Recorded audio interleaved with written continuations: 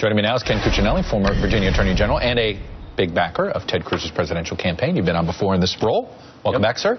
Good to see you. So, look, Jerry Falwell Jr. is an important evangelical leader in your home state of Virginia. Is that not an important endorsement for Donald Trump to be touting? You know, sure, you expect Donald Trump to tout it. I think it's probably more significant to have Governor Perry campaigning with Ted Cruz, who is, frankly, beloved by the evangelical community. And he was in this race. When it went against him? I don't know. He does unpredictable things, much like Donald Trump does unpredictable things, and I think you can add this one to the list. But the biggest number in all, you know, you put the poll up that's really within the margin of error, and the biggest number of all isn't talked much about, and that's that about a third of the voters in Iowa are still undecided. Right. If they break for one candidate or the other, that candidate wins. It's an interesting new pitch I'd not heard from Cruz. I've heard it from every other candidate. Got to stop Trump. If you want to stop Trump, you better do it in Iowa. That's not an affirmative message these days. And for a long time, Ted Cruz has been an affirmative message guy.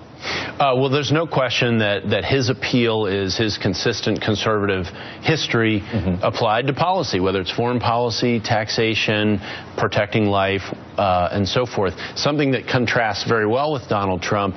But as you note, he's basically stating reality here to people. He's not denying it. We conservatives like to think we face reality, even if we don't necessarily appreciate it. You believe if Trump gets airborne in Iowa, he's going to be hard to stop? Well, whenever anybody gets momentum, they're always harder to stop, and he does have a lead in New Hampshire.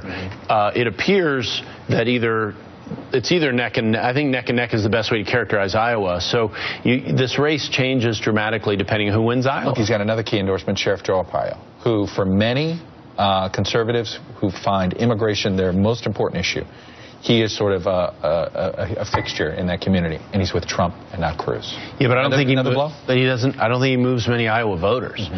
He is a fascination for those of us in the rest of the country, but never an influencer. So I don't think that one makes a big difference. I think what is going to finish this race out for Cruz is they have built a machine on the ground there, and an awful lot of us of every stripe, myself included, are going to just phone bank to door knock and so forth, and they are targeting well. I talked to my friends in Iowa who are with Cruz and who aren't with Cruz, and their ground game is very strong, and when you have a third of the electorate still outstanding and undecided, that's a powerful tool to bring to bear. I got to read you, Bob Dole's at it again. Let me tell you what he said today in another interview with Michael Schmerkanish.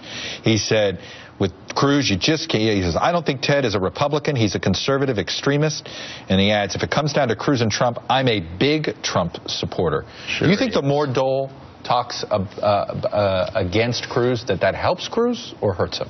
Well, I mean, Ted is running against institutional Washington, and Bob Dole personifies institutional Washington. It's what Ted calls the Washington cartel. I think you ask a good question, and I think Bob Dole plays into the campaign that Ted has been running since March. I mean, this is not a new turn for him. This is what he's been doing all along, and one of Ted's strengths is his consistent conservatism, and Bob Dole doesn't like that. Iowa voters and he didn't like it with Reagan either. Will Iowa voters believe Trump's an insider? They don't. He's not an insider, but he's been dealing with all of them, including on the Democrat side, donating repeatedly. What they won't believe is that he's somehow anti-Hillary all of a sudden after loving up on her for so long. And the biggest number, I think, in the polling, other than undecideds, is the fact that consistently for weeks now, Cruz beats Hillary, Trump loses to Hillary. All right. Ken Cuccinelli, on behalf of the Cruz campaign, thank you, sir. Good to see you.